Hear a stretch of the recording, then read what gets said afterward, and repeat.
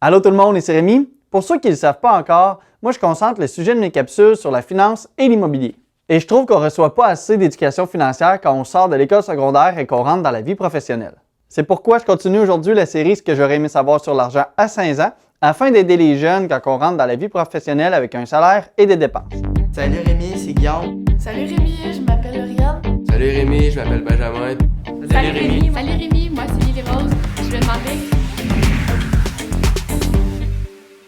Aujourd'hui, je vous parle d'un sujet qui est assez simple en soi. Mais quand j'ai commencé à faire mes recherches pour pouvoir vous trouver la meilleure solution, je me suis rendu compte qu'il y a beaucoup de monde qui est dans cette situation-là et que finalement, c'est pas si simple que ça.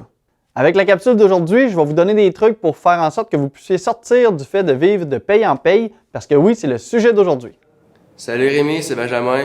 Puis je voulais savoir comment on fait pour travailler à temps partiel sans vivre de paye en paye. C'est une très bonne question, Benjamin. Quand tu me l'as posé, je pensais que ça serait tellement simple que je serais pas capable de faire une capsule là-dessus. Mais dans les faits, c'est encore mieux que ce que j'aurais pensé comme question. À vrai dire, je m'attendais juste à avoir une réponse très courte et simple du genre « Ben c'est simple, il faut juste que tu dépenses moins que ce que tu gagnes. » Et voilà, capsule terminée, c'est pas plus compliqué, organise-toi pour moins dépenser.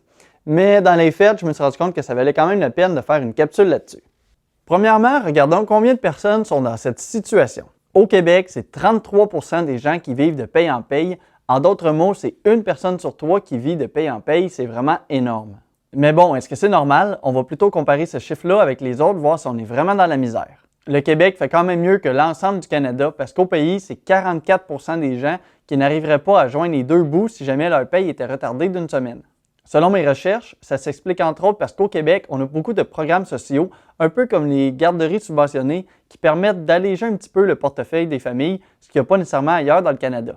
Bon, donc on fait un peu mieux que la moyenne du pays, mais ailleurs, comment qu'on se compare? Aux États-Unis, selon une étude publiée dernièrement par CNBC, c'est 78% des gens qui vivent de paye en paye. OK, ça c'est juste vraiment beaucoup trop. Comment ça, il y a autant de monde qui ne réussissent pas à avoir assez d'argent pour vivre confortablement jusqu'à leur prochaine paye? Ça doit être parce que la plupart du monde font un tout petit salaire et qu'ils ne sont pas capables de subvenir à leurs besoins, non? Mais malheureusement, non. En fait, selon le même article de CNBC aux États-Unis, peu importe ton salaire, le pourcentage des gens qui ont de la misère à joindre les deux bouts est à peu près le même.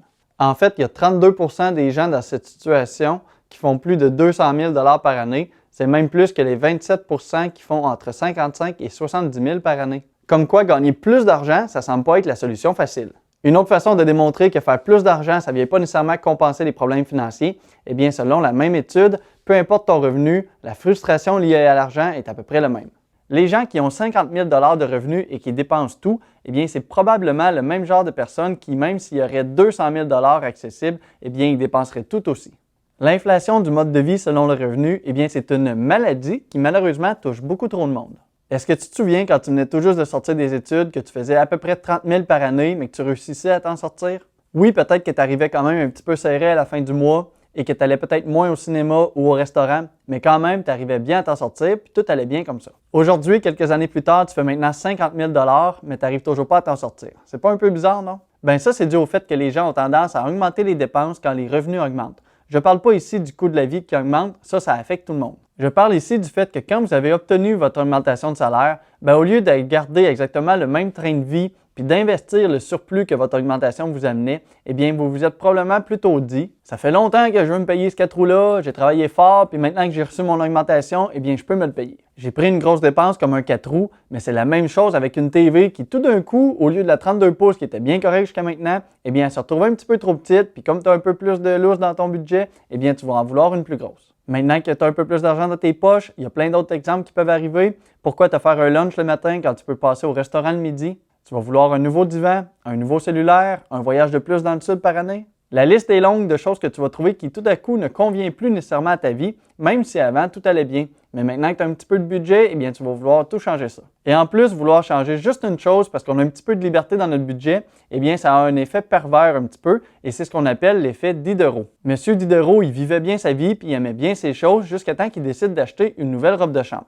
Évidemment, il a changé juste un morceau, mais la robe de chambre était neuve et très belle, ce qui fait que tout le reste de sa garde-robe paraissait laid, usé et désuet. Il a donc eu maintenant envie de tout changer. C'est exactement ça le principe d'augmentation de dépenses lié au mode de vie selon le revenu. Et ça, eh bien, c'est la même réalité pour quelqu'un qui passe d'un salaire de 50 000 à 55 000 ou de 100 000 à 105 000.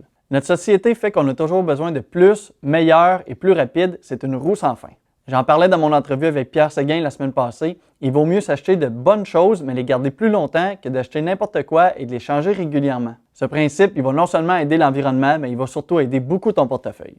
Bon, maintenant qu'on sait il y a combien de personnes qui ont de la misère avec leurs finances et en partie d'où ça vient, rentrons dans le vif du sujet pour vraiment réussir à arrêter de vivre de paye en paye. Première des choses, ça va être de prendre la responsabilité de vos finances. Si vous êtes en misère, que vous avez de la difficulté à arriver au bout de la semaine et que vous n'avez pas de coussin de sécurité devant vous pour pouvoir pallier à un imprévu financier, eh bien, c'est votre faute. Je suis assez direct, c'est vrai, mais en même temps, il faut s'entendre, c'est pas parce que le gouvernement il charge trop de taxes ou trop d'impôts, c'est pas parce que ton patron il te paye pas assez cher et c'est pas non plus parce que la vie coûte trop cher. Parce que cette réalité-là, eh bien, ça s'applique à 100% des gens, mais quand même, à l'heure où on se parle, il y a 33% des Québécois qui sont dans la situation de vivre de paye en paye. Donc, en tournant sur le bord, ça veut aussi dire qu'il y a 66% des gens ou 2 personnes sur 3 qui arrivent quand même à s'en sortir. Et sur ce nombre-là qui réussissent, eh bien, il y en a tout plein qui font exactement le même salaire que toi.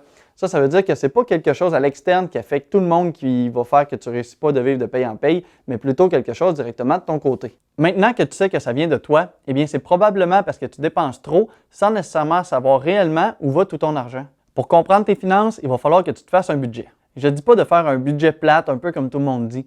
Pour moi, faire un budget, c'est surtout se donner une visibilité sur nos finances, savoir combien il y a d'argent qui entre et savoir combien il y en a qui sortent et surtout savoir où ça va. Si tu ne connais pas où ton argent va, c'est difficile de comprendre pourquoi il n'en reste pas à la fin de la semaine.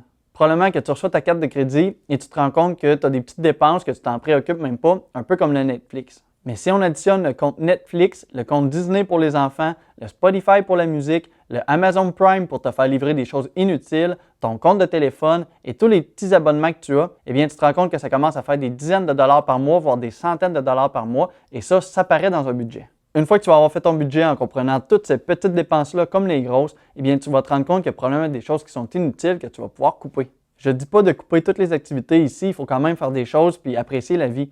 Mais quand même, en coupant tout ce qui n'est pas nécessaire, tu vas te rendre compte que ça te donne un montant libre à la fin du mois. Savoir que tu es capable d'en avoir un petit peu de côté à chaque mois, ça c'est vraiment important. Ça nous apporte au prochain point, se payer en premier. Le montant que tu viens tout juste de calculer, eh bien répartis-le sur chacune de tes payes et dès que tu reçois ta paye, mets ce montant-là de côté. Parce que si tu attends jusqu'à la fin de la semaine pour pouvoir mettre ce qui reste dans ton compte de côté, eh bien c'est fort à parier qu'il t'en restera probablement pas. Sois discipliné, paye-toi en premier dès que tu reçois une paye, pas après tout le reste. Avec ça, tu es maintenant sur la bonne voie pour réussir. Il va juste falloir y mettre encore un petit peu d'effort et voici un autre truc. Quand tu veux acheter quelque chose, au lieu de l'acheter immédiatement, fais juste attendre un petit peu de temps, même si c'est juste une journée ou deux. La gratification instantanée, c'est quand même vicieux. La gratification instantanée, c'est dès que tu as envie d'acheter quelque chose, eh bien tu te l'achètes. Mais souvent, après avoir fait ça, on se rend compte que ce qu'on a acheté, non seulement c'est pas vraiment utile ou ça ne répond pas à nos besoins, mais en plus, c'est pas ça ce qui va nous rendre plus heureux. Prends plutôt le temps de dormir sur tes envies d'acheter quelque chose. Souvent, tu vas te rendre compte que ton envie, elle passe et que tu n'auras pas nécessairement besoin d'acheter le dernier truc. Et bien ça va faire que ton compte en banque va augmenter. Autre truc ici, prends le temps de ramasser ton argent dans un compte qui est dédié pour des dépenses. En fait, tu devrais mettre un pourcentage de côté. Le premier pourcentage de côté, c'est un 10% que tu vas mettre de côté dans un compte pour avoir un coussin financier. Et après ça, tu vas prendre un 5% que tu vas mettre dans un compte qui est directement relié pour faire des plus grosses dépenses. Comme ça, quand il va venir le temps de changer ton set de salon, eh bien, tu vas pouvoir le payer avec de l'argent prévu pour ça. Ne te laisse pas prendre par les paiements mensuels. Un beau set de salon, ça ne coûte pas 75 $ par mois pendant 24 mois. Ça coûte, disons, 1500 $ et c'est tout, on n'entend plus parler après. À part pour les deux plus grosses dépenses qui sont l'auto et l'habitation, eh bien, il n'y a rien qui devrait être sur des paiements mensuels. Quand tu achètes quelque chose, même si c'est écrit que c'est à 0% pendant 36 mois, eh bien, ne l'achète pas sur des mensualités, prends le temps de le payer immédiatement. Quand tu mets quelque chose sur 36 mois, eh bien, non seulement ça vient miner ton budget à tous les mois, et 3 ans plus tard, quand tu vas finir de le payer, eh bien, tu vas te rendre compte que tu ne l'aimais pas tant que ça, et tu vas te dire que tu vas pouvoir garder les mêmes mensualités et en avoir un nouveau. Eh bien, ça, c'est une roue sans fin. Attends plutôt d'avoir l'argent complètement pour pouvoir acheter quelque chose. Comme ça, ton budget ne sera pas coincé avec des paiements obligatoires à tous les mois. Avoir l'habitude de te faire un budget et de le suivre, prendre le temps de te payer en premier quand tu reçois une paye, ne jamais payer un bien de consommation sur des mensualités et de retarder ta gratification instantanée, eh bien, ce sont tous des trucs qui vont te permettre d'améliorer tes finances et de ne plus vivre de paye en paye. Mais je dois avouer qu'il ne faut quand même pas s'attendre à ce que tout va changer du jour au lendemain. Les finances, c'est un peu comme aller au gym. Il va falloir y aller quand même assez longtemps pour pouvoir commencer à voir apparaître des résultats. Et il va aussi falloir continuer à y aller encore un peu plus longtemps pour que ça devienne une habitude.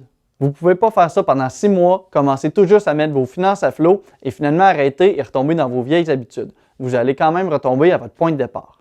Et dernier petit truc ici, quand vous aurez sorti du fait de vivre de paye en paye, que vous aurez réussi à mettre un petit coussin de côté et que vous aurez un petit peu d'argent devant vous pour pouvoir parer aux imprévus financiers, eh bien, il va falloir que vous pensiez à commencer à investir votre argent. Comme ça, vous aurez d'autres sources de revenus que votre salaire et ça va vous permettre d'augmenter votre sécurité et aussi votre liberté de décision face à vos choix financiers. Si tu veux apprendre comment faire d'autres sources de revenus, eh bien, je t'invite à t'abonner à la chaîne pour pouvoir voir les prochaines vidéos que je fais sur la finance et l'immobilier. Comme toujours, si tu apprécies le contenu, je t'invite à aimer la vidéo. Merci de votre écoute. À la prochaine.